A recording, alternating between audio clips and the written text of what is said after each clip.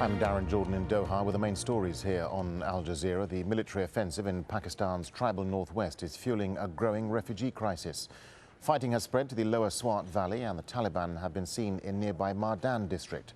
Hundreds of thousands of people have escaped the conflict zone, but tens of thousands are still trapped with little or no access to food, water and medical care.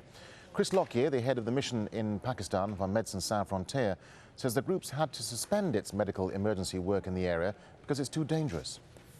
The situation in SWAT has been dire for a number of months now.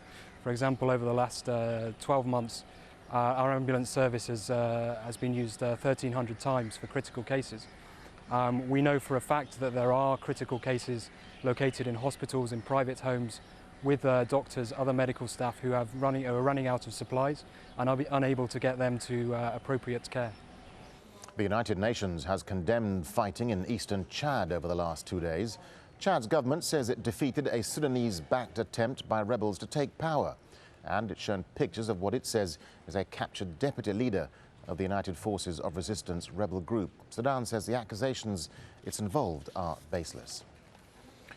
Thousands of people in southern Sudan are facing a crisis of hunger and lawlessness. Hundreds have died in more than a year of inter-tribal fighting. And the United Nations humanitarian chief, John Holmes, who's touring the region, says a cholera outbreak has stretched limited resources even further.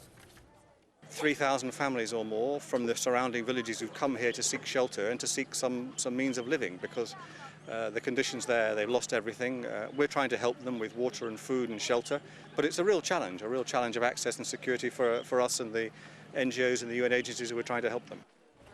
And Jacob Zuma has been sworn in as South Africa's fourth president since apartheid ended 15 years ago. He took the presidential oath at a ceremony in Pretoria, saying the country was entering a new era in its history. And you can find the latest on all those stories and more at aljazeera.net/English.